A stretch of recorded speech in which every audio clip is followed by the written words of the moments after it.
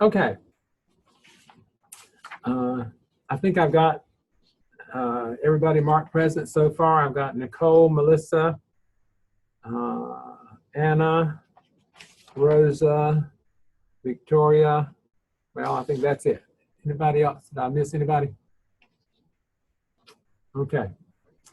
Okay, we couple of things I just want to, several of you have asked questions before class, so I thought I would mention a couple of things that you were talking about.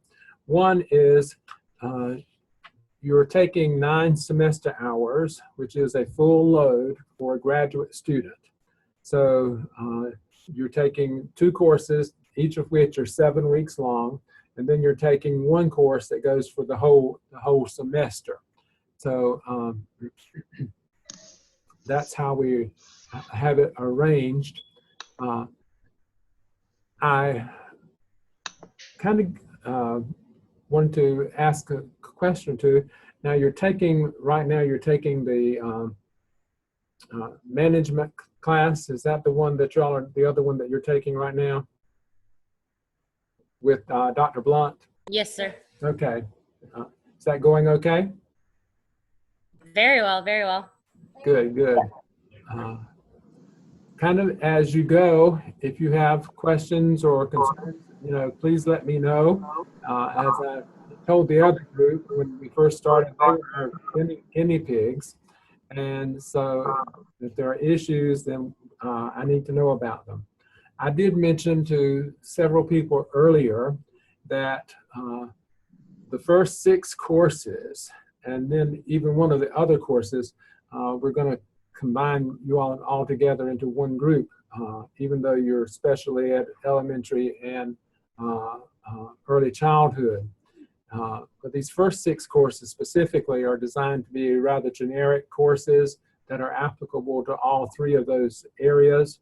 And then after you've taken these first 6 courses, then you branch off into your specialty areas for more specific information about that particular content area. At the end of 12 semester hours, all universities basically have a candidacy requirement for master's programs, and that is they just check to make sure that your grades are appropriate, and that you are making satisfactory progress. But at that point, you also have to talk about and declare what your thesis is going to be, which will be in one of your last classes that you do. So as you are looking at coursework and as you're thinking about working on these courses, just keep that in mind, that at some point after the first 12 hours that you will be asked to complete a form that is your candidacy form. So had mentioned that earlier kind of before class started and wanted to mention it again to everybody else. Now, we have begun this class really talking about the profession itself. I'm a firm believer, and you will hear me say this constantly, that we are in the most important profession in the world. Every other profession really gets its foundation from us. And whether we are in early childhood or elementary or special ed, all these other doctors, lawyers, nurses, clinicians, whatever, they get their start with us. And I am really delighted, especially to hear some of the research that's coming out about the importance of early childhood education, because the research is plainly saying that students who are getting appropriate early childhood education are better able to complete their schooling and have what we call attainment in life. So there is research about that. And one of the newest things that I just read a blurb about, and I really haven't researched this and haven't looked at it very carefully, said that even in preschool, as we are beginning to look at content areas, that the more content that we're exposing kids to, of course, in a developmentally appropriate fashion, then the better they're going to be able to complete their schooling. So we started by looking at those professional organizations. We talked about NAEYC, we talked about the National Education Association, we talked about the Association for Supervision and Curriculum Development, the National Head Start Association, and all of those organizations, the Council on Exceptional Children, such a wide variety of professional organizations are there for a purpose, and they are there to advance the cause of our profession. And they are there specifically, in many cases, to advance the cause of specific areas within our profession, whether it is early childhood with the National Head Start Association or with NAEYC, or whether it is with curriculum, which is the Association for Supervision and Curriculum Development. Many of them have a specialized focus, while others, like the National Education Association, are much more broad-based. So we began looking at those professional organizations, and then we took a look at what were some of the philosophies of education, you reacted to some of those, and we moved into the theories of learning. For this week, I asked you to do some research on the educational theorists. And I was really pleased with the amount of information that you did, and when you were posting your responses to other people's postings, how you were comparing and contrasting. A question that I have for you that I want you to think about briefly, even within a particular branch of philosophy, whether it's essentialism or perennialism or progressivism, did you find, and I know you did because you wrote about it, did you find that even the people who were espousing that particular philosophy had some different ideas from each other, even though they were a perennialist or essentialist, that they differed in some ways from each other? Anybody remember reading about that? Anybody want to respond to that? I know I think it was the existentialists. I'm pretty sure that's who it was. I had, what's his name? Jonathan Kozol, and like he was all for not socialized education, but he liked the idea of a universal education, with higher social classes getting the same amount of education. And what was cool, I read a bunch from Jean-Paul Sartre, and they kind of had the same ideas, but their focuses weren't Kozol focused on urban areas. Kozol main focus on education was in urban areas, and the other ones, they just have different focuses, and they had different ways of achieving the equal education and whatnot. So their main ideas were the same, but each of them focused on different ones. And I remember the other one, I think I picked Bramald and George Count. Counts was all about, I think he was one about labor unions, and he focused more on all that kind of stuff. When you had, George Bramall, his focus was on other things. It was just kind of cool to see they all had different areas, but all of their overall ideas were the same. Okay. And Victoria, I think there's some noise in the background that sort of gives a little feedback. Is there a TV or video on in your background?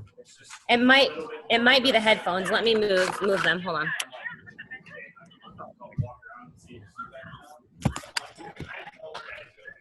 There you go. Can you hear me better? Yes, that's better. I think it was the headphones. I'm sorry. Did you hear what I said? Yes, I got you. I mean, you came through, but I could hear that noise in the background back there. I think the headphones was picking up my husband talking to his friend. I'm sorry. Oh, all right. Well, we don't want you to get rid of your husband just because we heard him. You're fine. Okay. Anybody else or somebody else chime in about who were some of these folks that you found, and what did you find interesting about some of them? Or did you find anything interesting about them? Maybe that's a better question.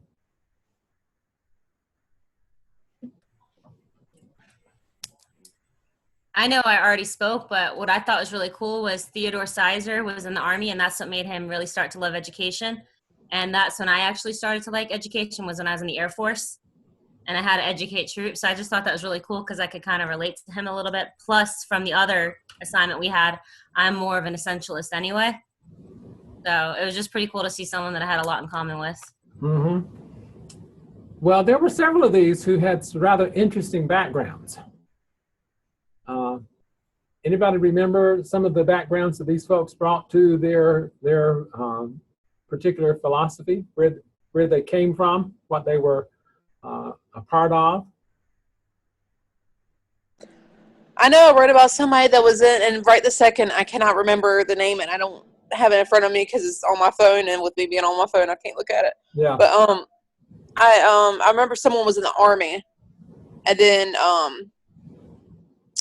went into education, and I also read about and I apologize for I cannot right this second think of the names, but I remember there was one that he was actually in education, and he decided to quit the education field to go back to school to study philosophy and psychology again, because of I want to say he was reading from, was it William James? I want to say he was reading his work, and it interested him so much he decided to go back and actually study it himself in Johns Hopkins. So those were the two that stood out, but for the life of me, I cannot remember their names. I don't apologize. Was one of them Hutchins? I know Hutchins, when he was studying the philosophers, when he went to, I think it was Columbia, that he was shocked that they read Plato at the age of 5. Right. And that started him. Was that who you're talking about?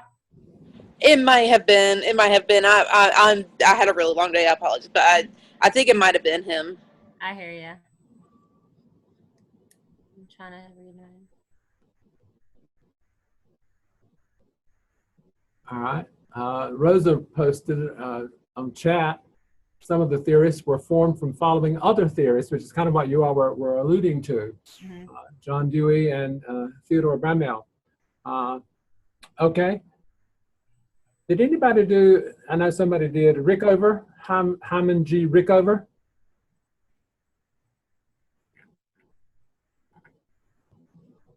Anybody remember doing him?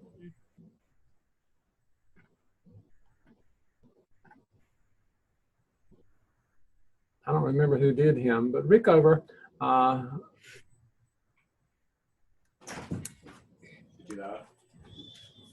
was very interested in, core knowledge. Army. Was he the one that was in the Army and he was so focused on math, science, and a lot of essay writing? Yes. Yeah, I think I did him. Yeah. Yeah, Elizabeth. I knew somebody did. I couldn't remember who. But Rickover is kind of a really interesting person.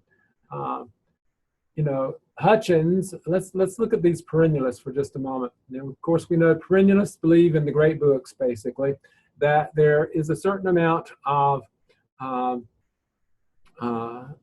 knowledge that is the same for all ages, whereas essentialists are saying there's a body of knowledge that we know, but it might be a changing body of knowledge. And we can think about that a little bit, because when I was coming through school, of course, that was when dinosaurs still roamed, in our science classes and math classes more especially, we used the slide rule.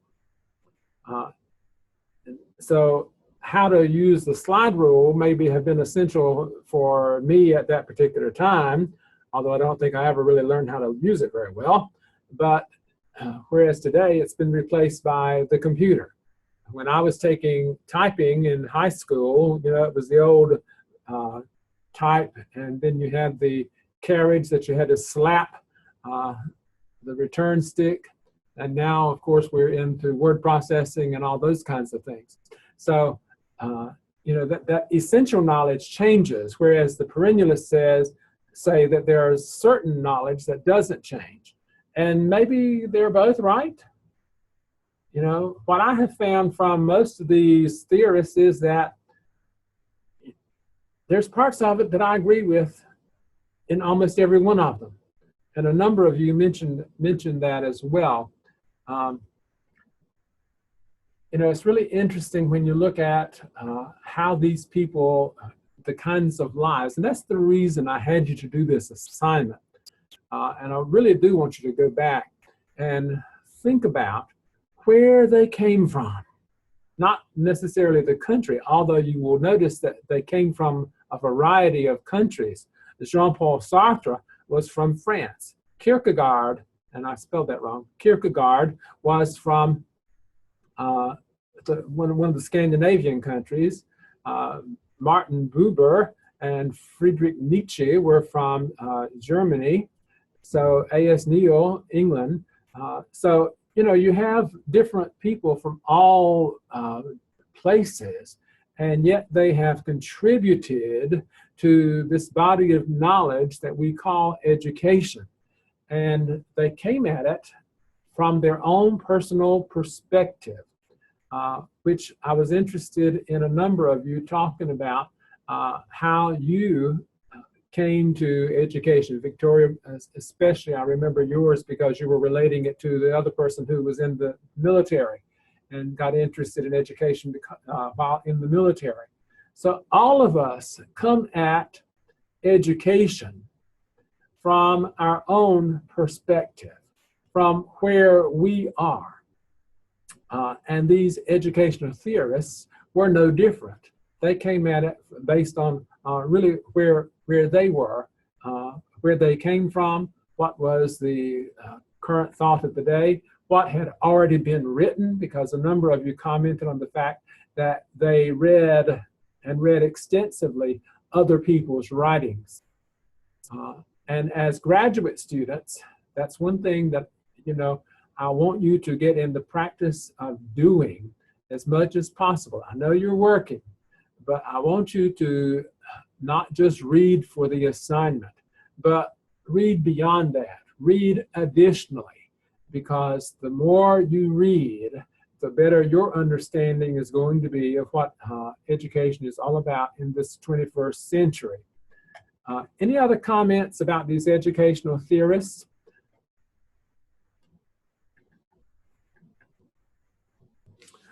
All right, we talked a little bit about how philosophies and theorists differ. And so as we think about that, the philosophies basically can be translated into kind of a way of looking at life. And then out of that philosophy comes something called epistemology, which is how it relates to learning and schooling. And so that's where these theorists then have developed. Other thoughts, comments? Okay, then the next thing I wanted us to take a look at, I asked you this week, or actually last week, to look at the different frameworks for teaching and learning, and especially to look at Danielson and her 4 domains, look at the 5 core propositions for National Board certification, and also to look at the framework for 21st century teaching and learning. Now, I do want to take a minute here and talk about analysis, because that was the assignment, to do an analysis. Once you read about those and looked at those, you were to do an analysis, which when I use the term analysis, what does that mean to you? Kind of compare, like break it down and how it relates to each other or how it relates to other things that we're doing. Yes. Anybody else have a comment?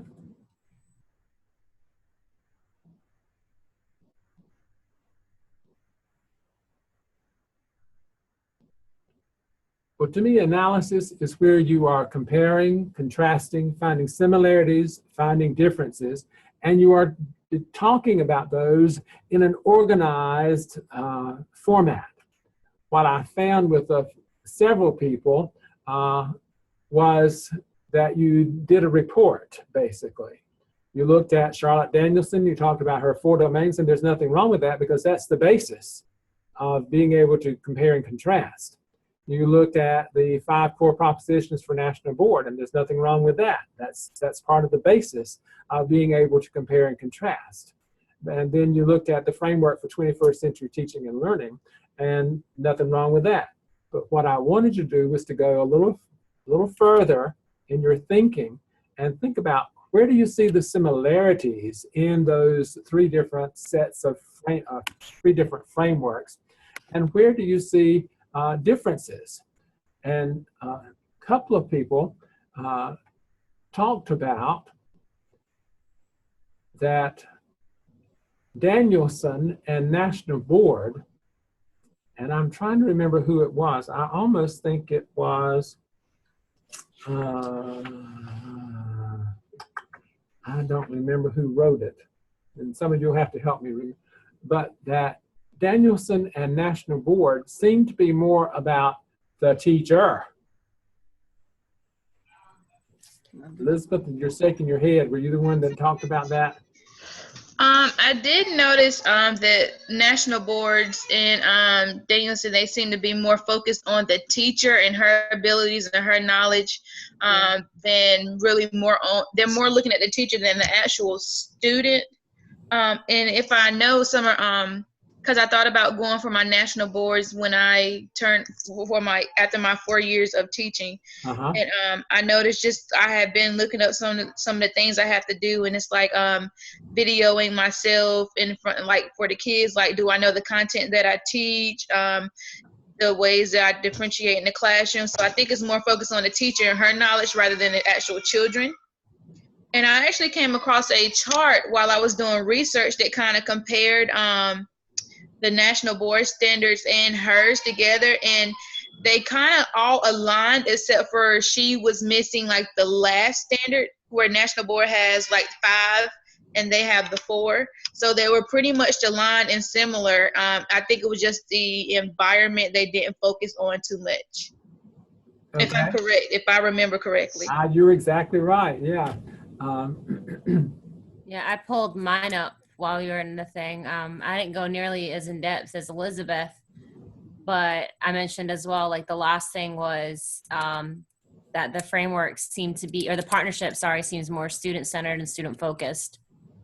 But the one thing I did notice is that all 3 of them are huge on teacher collaboration and planning. Yes. Somebody, and Victoria, it may have been you who talked about that, and several people, but I think you particularly talked about the collaboration that's a part of it. And unfortunately, there's very little time in the day or the week for us as teachers to collaborate with each other. We actually have a really, really good collaboration program at our school. How does it work? It's really good. Like the students don't show till 9:30, and staff has to be there at 8. So from 8 till 9, Monday through Friday, like Mondays you do lesson plans where you sit with people with different content areas and you go over your lesson plan and they give you ideas on how to incorporate other content areas. Tuesdays and Wednesdays is vertical alignment. So it's with your content area, but mixed grades, and you can get ideas and stuff like that. Thursdays is usually reserved for, meetings and stuff like that, within the school and whatnot, or your grade content. So you can do all 8th grade at once. And then Fridays usually just some other stuff for the school. But I mean, it's working really well this year.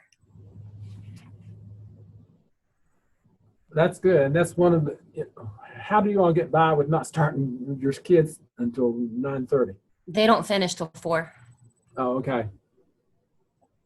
Okay. It's a later day, but it's a Title I school. And it's also, the school I work at is they're looking at becoming a turnaround model. So part of the requirements were some major changes. So one of our major changes this year was project-based learning. At the end of the day, we all have 50 minutes of project-based learning. And then also the constant professional development and tuning and all that we have every morning. Does anybody else, is anybody else in a system or a center where you actually do get to collaborate with other people? We, as you know, we're a daycare, but we do have teacher work days like the school system does, which is very rare.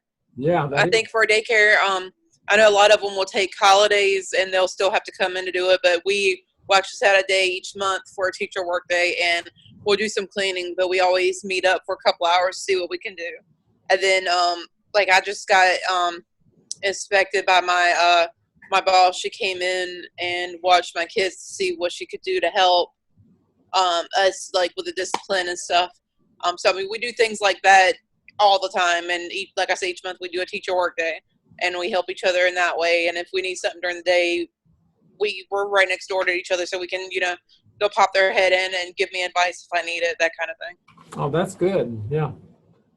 Well, if you think about the Japanese model is one in which those teachers actively collaborate. They plan lessons together, and then they even go and observe each other and critique each other as they are teaching the lesson. But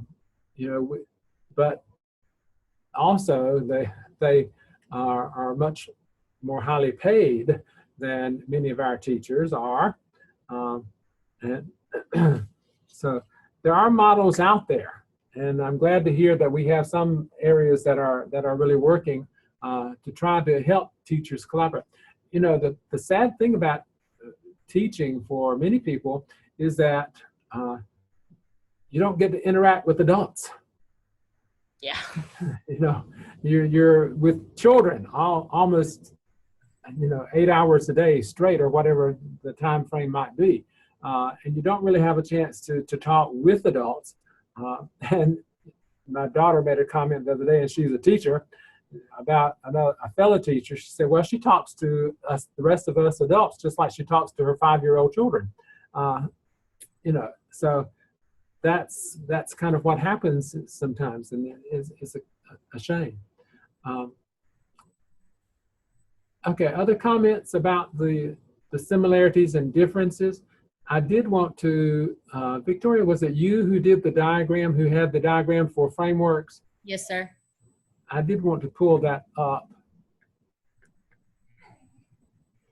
because I wanted us to take a look at that, and it's easier to pull it up from hers than it is for me to go pull it from the website.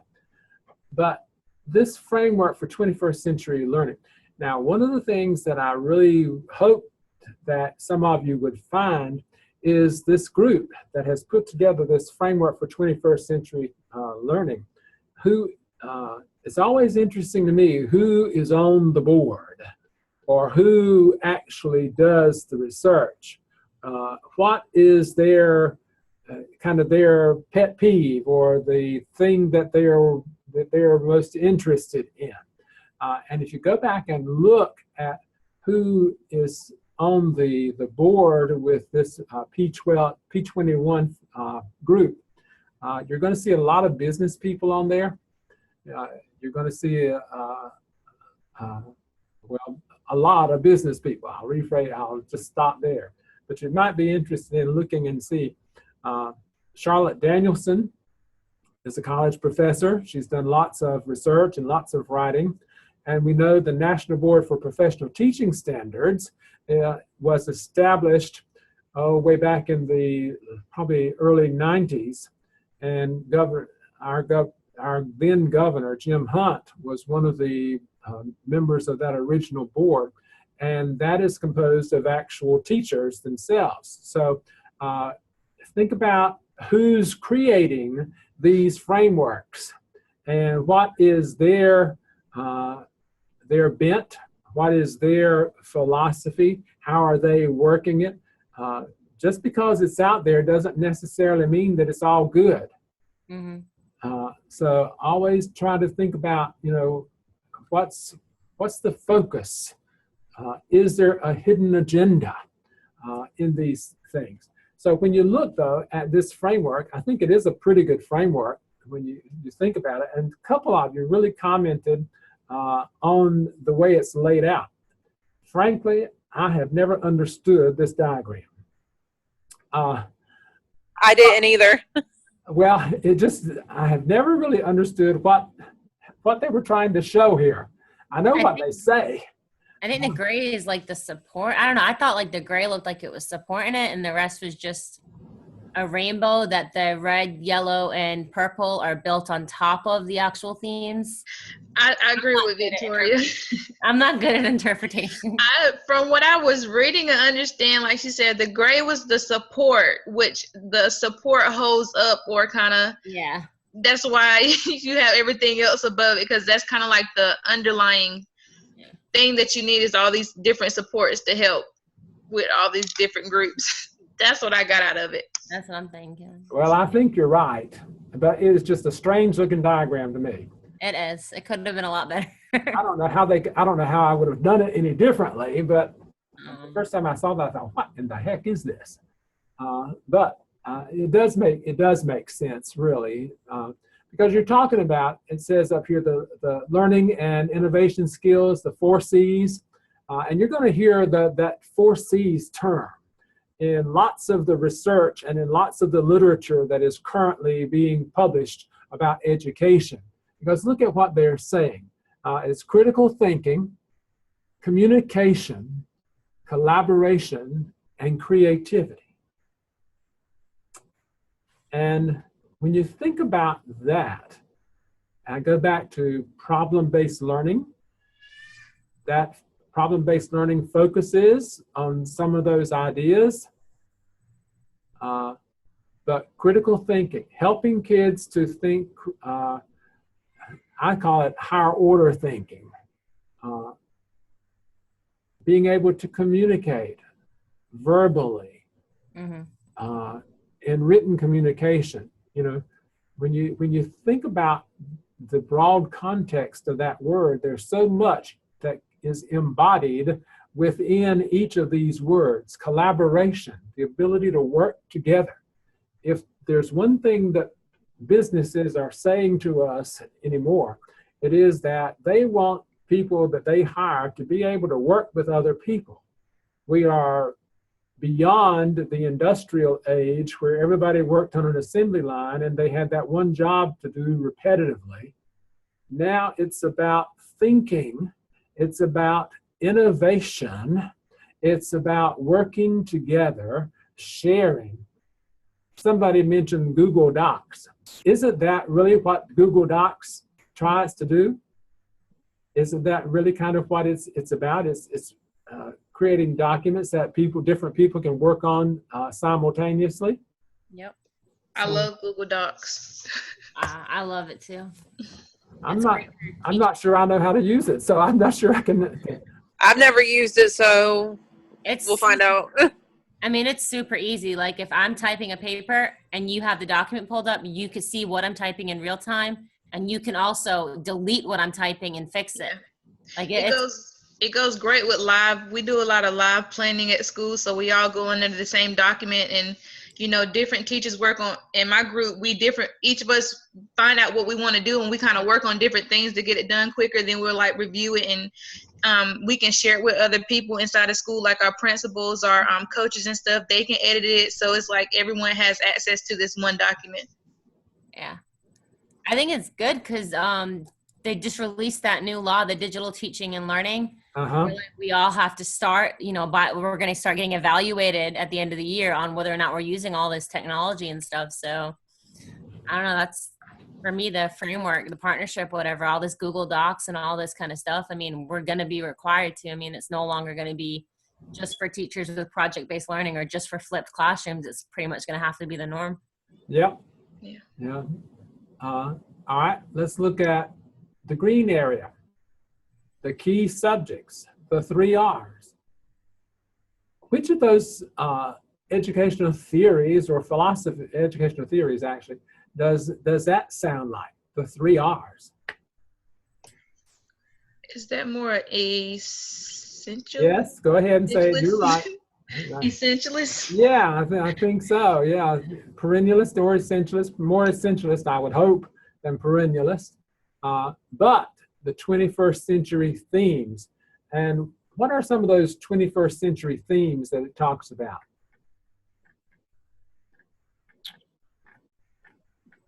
probably the incorporation of like technology and how you're going to better society. Like, what are you going to do with your knowledge? Yeah. You know, it doesn't really matter that you can read, write, and do math. How are you going to actually use this to solve problems that are currently in the world? And how are you going to use technology to help with the real world application?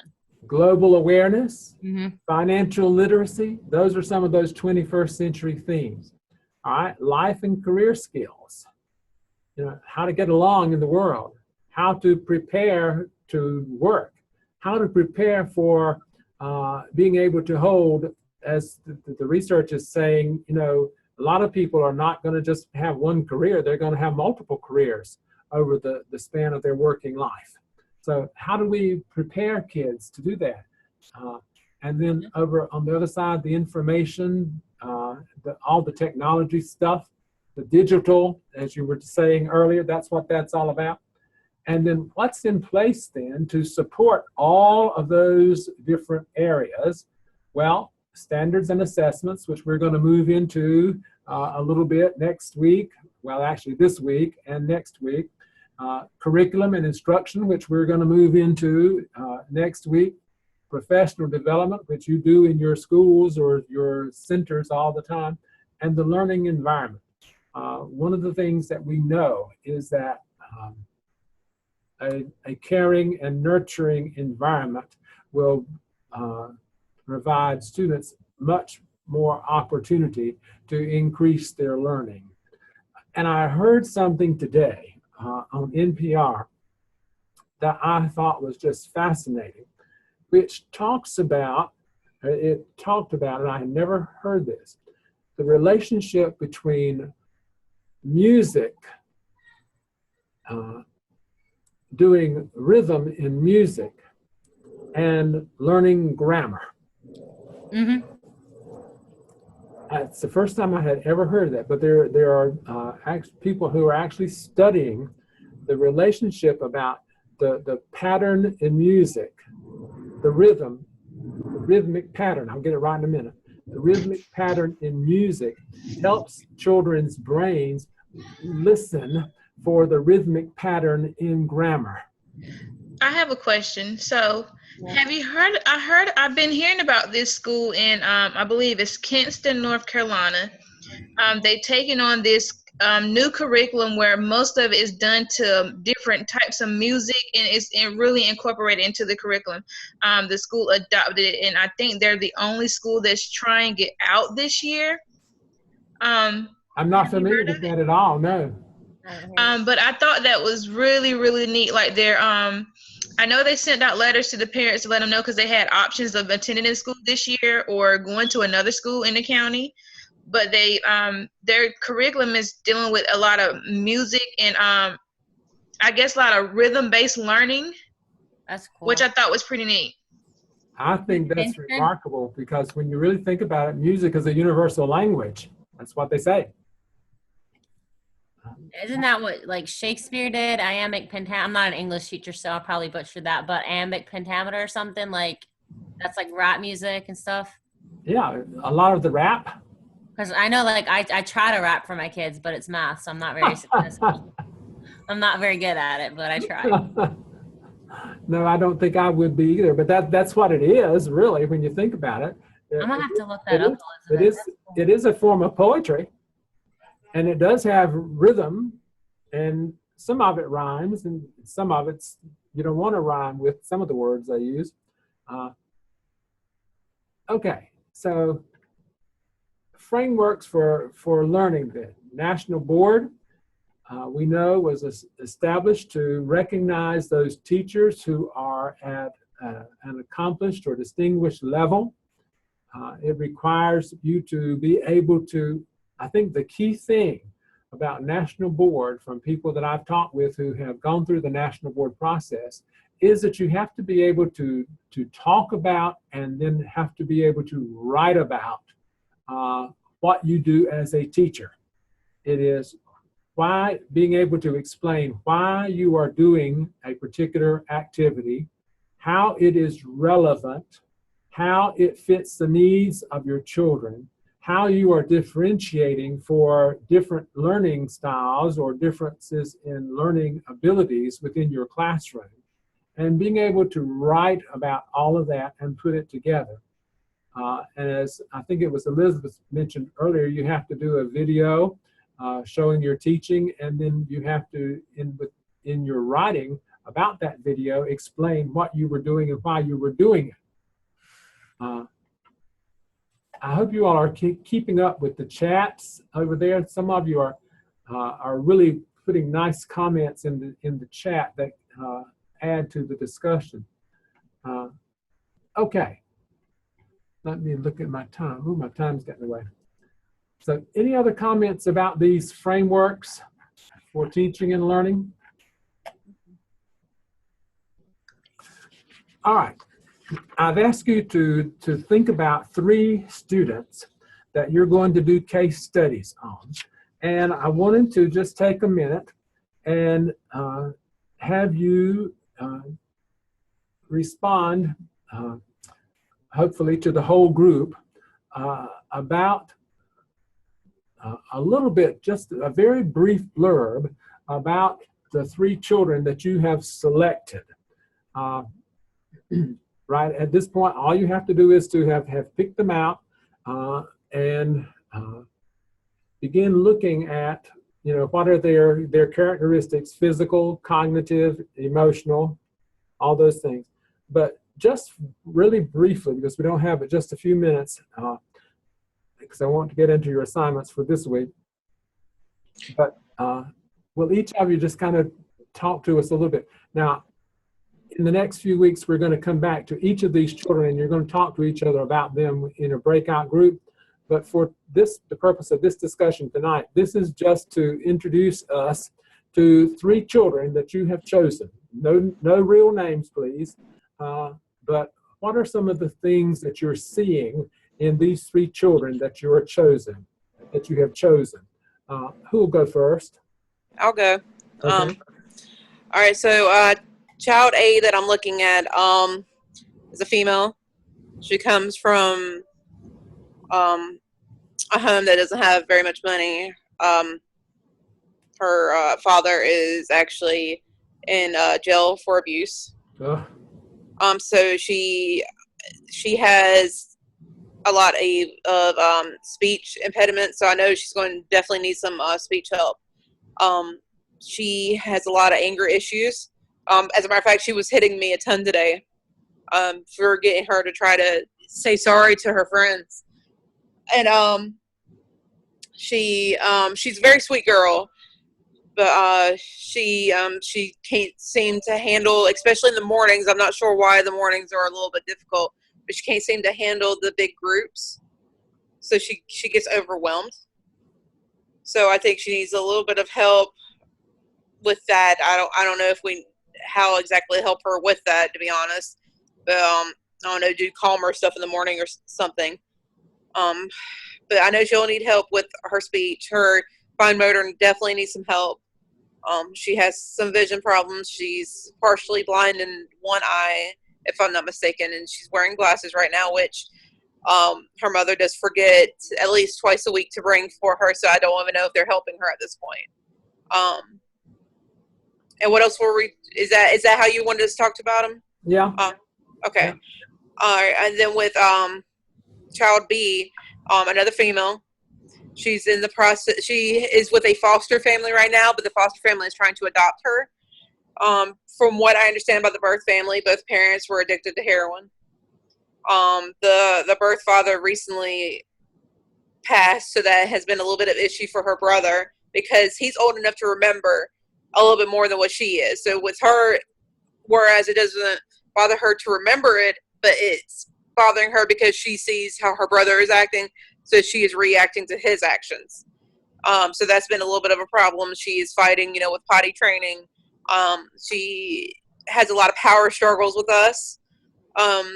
She has a lot of emotional troubles.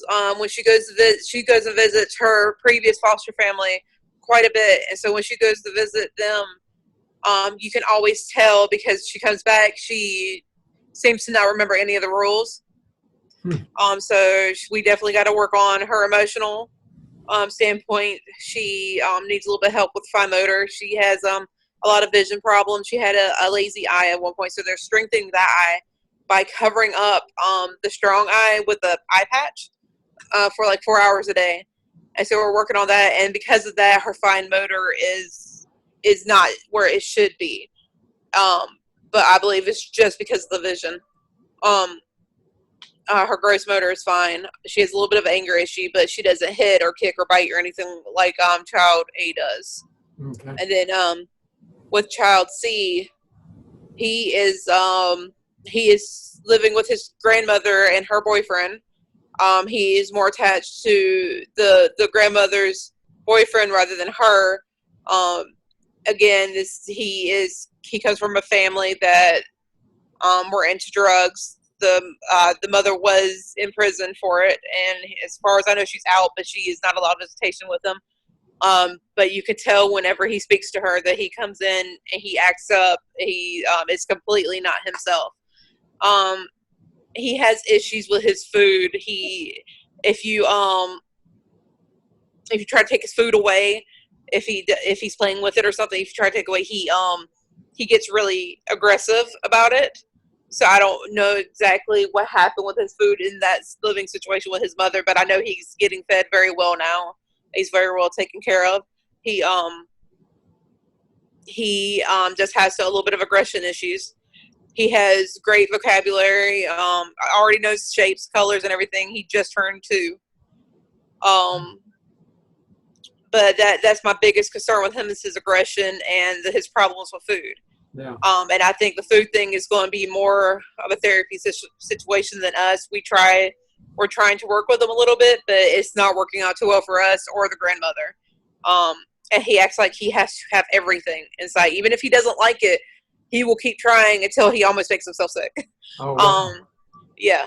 So yeah, but his gross motor is fine. I haven't seen any issues with his fine motor. It's just the aggression and a little bit of emotional problems. Anna, make sure you read the chat box because a couple people have responded with an idea for you. Okay. Okay, who else will go tonight? We probably won't have time to do all these because I want to get into, but we'll work on some of these each week until we get everybody's 3 in. Who will go next? I can go. Victoria? Mine are real quick. The first one, she's 5 years old. She has autism. She was nonverbal. She's in a special school now. She kind of knows her shapes and stuff like that, but she learns more by memorization, I guess, rote memory with echolalia. So I plan on just kind of following her progress and seeing what it's like with her therapy and seeing how she learns better. One thing I've noticed, she learns a lot more from music than she does. So like her ABCs and stuff, she learns from music. The other one, he's 3 years old. He's diagnosed speech delay. Parents think he has autism, but 9 times out of 10 when the child's outside of school and I see him or I go around the child, he has an iPad. So right now, what my main point with him is figuring out what's actual delay and what is the fact that this kid has an iPad and technology in his hands 24/7, so he doesn't need to talk. And then the final one I'm picking, he's a child with autism. He is 9 years old.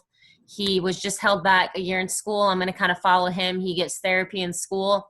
He's functioning on grade level for reading, behind grade level for math. But he's very easily distracted in the classroom. He needs a lot of stuff explained to him. He's got a very intensive IEP. So I'm kind of following him. And my whole case study with him is going to be basically seeing how he can start taking away some of those IEP necessities and stuff that implementations in place.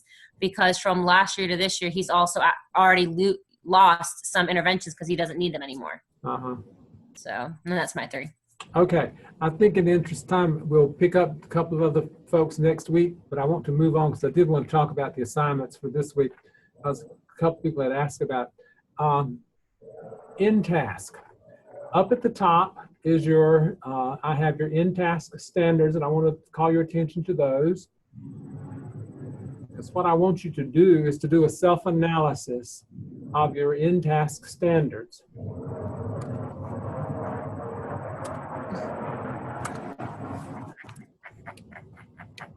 And notice there are 10 standards, and they're broken down into components: the learner and learning, content knowledge, instructional practice, and professional responsibility. Now, if you look at those and you think about Charlotte Danielson's Domains of Learning, you think about National Board for Professional Teaching Standards, you're probably going to see some similarities here, because what we're hopefully beginning to do in this country is to begin to kind of put all of these things together in a format that makes sense. Content knowledge, we know Charlotte Danielson talked about content knowledge. National Board says that teachers know the content and know how to teach that content. Instructional practice, that's how you teach.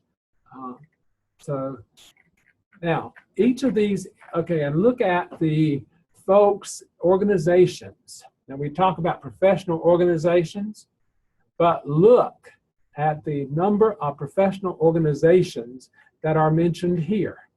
So I could have just given you this list at the beginning of the class, but we've talked about a few of these. American Federation of Teachers and the National Education Association, Council for Exceptional Children. So National Association for Secondary School Principals, of Elementary School Principals. There's something called the National, here's the National Board for Professional Teaching Standards, NEA, National School Boards Association. So those are groups that contributed to the development of these in-task standards. And what I want you to do with each of the standards is to, let me get down a little farther. Here we go. Standard 1 talks about learner development, and it talks about 3 areas: performance, what is the teacher going to be able to do? And look at how they've got it written. The teacher assesses individual and group performance, creates developmentally appropriate instruction, collaborates with families, communities, and colleagues. So for performances, you can sort of combine those 3 and talk about where are you in meeting those performance standards for standard 1. For essential knowledge then, what do you know? This is what you do. This is what you know. Understands how learning occurs, understands each learner's cognitive, linguistic, social, emotional, and physical development, domains of learning, identifies readiness for learning, understands the role of language and culture. And then this critical dispositions part is how you feel. What you know, what you do, how you feel, your attitude about it. Respects learners' differing strengths, committed to using learners' strengths, takes responsibility for promoting growth, values, input, and contributions of other people. So in standard 1 then, address with 1 sentence, what do you do? How do you measure up with those performances? Another sentence, how do you measure up with this essential knowledge piece? And then another sentence, how do you measure up with the critical dispositions? And that you do that. Standard 2, learning differences, the same thing. What do you do? What do you know? How do you feel? Standard 3, learning environments. What do you do? What do you know? How do you feel? Standard 4, content. Do, know, feel. 3 sentences, 1 of each for each area, sort of summarizing your self-analysis. Any questions about that assignment? Now, I think since it's almost 6 o'clock, that what I'm going to do is move the specialty area content standards till next week. I'm going to move this one down here, and we'll shift down a little bit. because I really want you to think about those in-task standards and spend some time thinking about how you measure up on each of those standards with what you do, know, and how you feel. Does that make sense? Okay, I just want to be clear. So when we're writing standard 1, what do we already do regarding that standard? What do we know regarding that standard and how we feel, basically? That's exactly right. So probably for each standard, probably around maybe 3 to 5 sentences for each standard, maybe. I would do 3 sentences for each standard. Okay. One for know, do, and feel. So 10 sentences total then, correct? Well, 10, well, no. 30. 30. 30. Yeah, you're going to do 30 sentences. Yeah. Sorry, and I'm the math teacher. Okay. Content knowledge here. Any questions about that? And we'll just move the specialty because I want to have some time to talk about those two next week. And I'll just move those down to next week and we'll realign here a little bit after that. Okay, any questions? No, sir. Yes, Dr. Benson. Yes.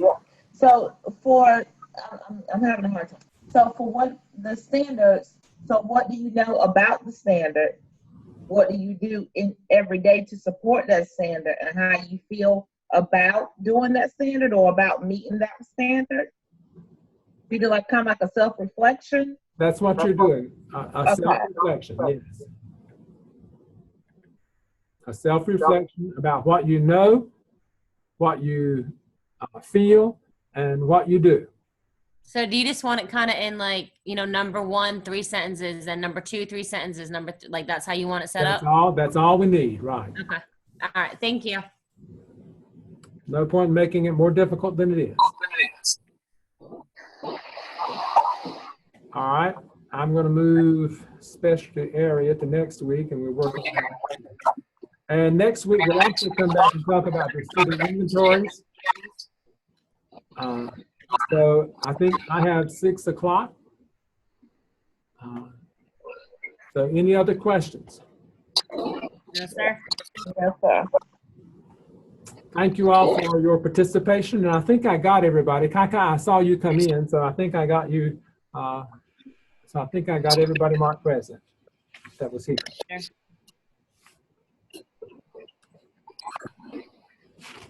All right. If you have a question, shoot me an email or give me a call.